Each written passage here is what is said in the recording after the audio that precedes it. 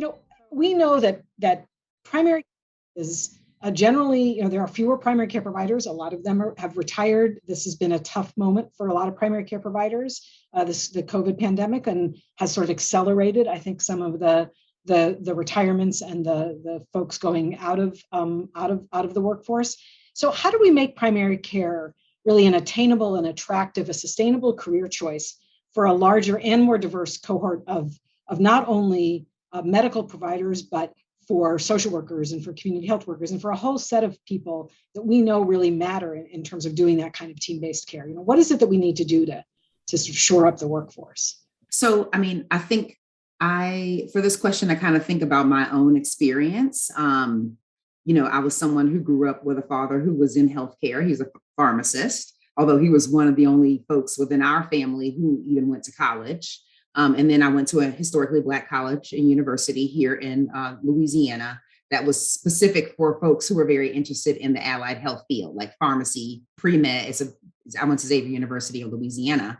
And I just feel like we must look at the pipeline, and it can't start within undergrad. Like the pipeline has to start much earlier in a person's life, from like childhood.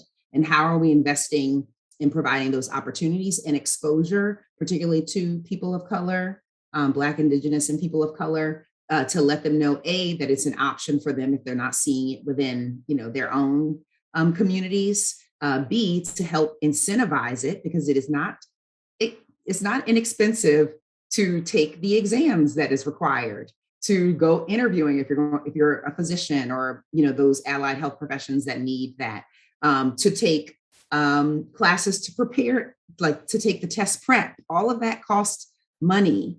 And so I feel like, if you can let folks know from when they're a young child and then help support them financially along the way to get into these careers, I think that will help.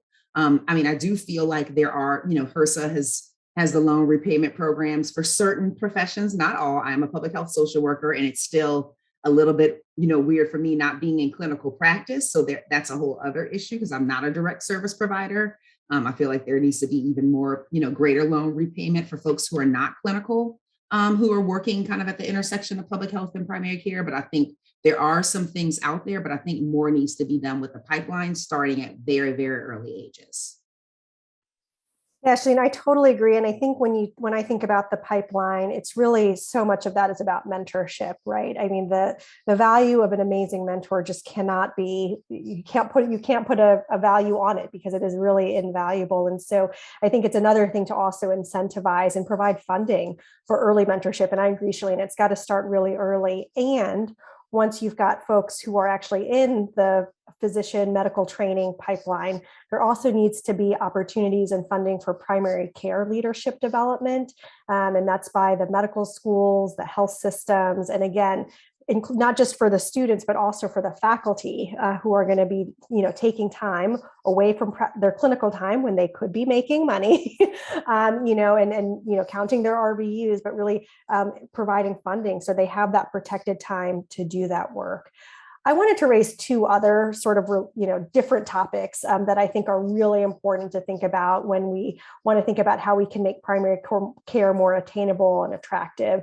We have to talk about the economics, right? The salary equity between primary care physicians and our specialists it's just way too wide a chasm. Certainly the way that payer reimbursement, we are not seeing equity across payer reimbursement. So for example, thinking about what could be done in the Medicare physician fee schedule to help right size some of those reimbursement inequities. And then I know we'll get to this more later in the conversation, but as we think about the economics and what are the payment models, not just payer reimbursement, but really moving towards more advanced value-based payment models, these alternative payment models that facilitate the type of flexibility that we need as primary care providers to actually spend our time doing the things that we know that really matter. So we can get out of this fee for service, like needing to check all these different little boxes, when we actually know that what's really important for our patients are some of these other things for which there is not a code to bill on. And so thinking about the economics.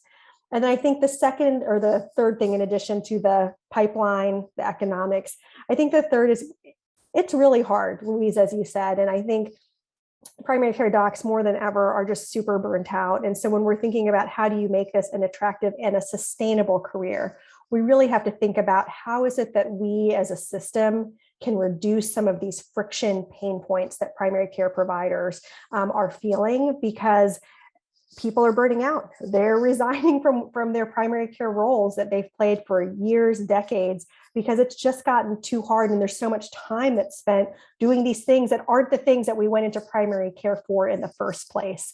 So I think we can't not say something about just what the day-to-day workflows look like for primary care providers, physicians, as well as the whole team that is working alongside the clinician. And Charlene, that's what I wanted to step in and say. I mean, I appreciate primary care physicians, and there's a whole slew of individuals who make even less money in primary care, social workers, nurses, the medical assistants, the community health workers, that we definitely have to be thinking about in terms of their sustainability, and even being part of that group of individuals that they're trying to serve, like, especially if we're talking about the safety net. Many times, often, people who are providers who may not be the physicians are part of the communities who may be struggling and living paycheck to paycheck. And they're also trying to help serve people who are living paycheck to paycheck. So how are we kind of addressing those economic issues as well for folks who are part of that entire primary care team? Physicians and social workers, nurses, MAs, community health workers, and the like.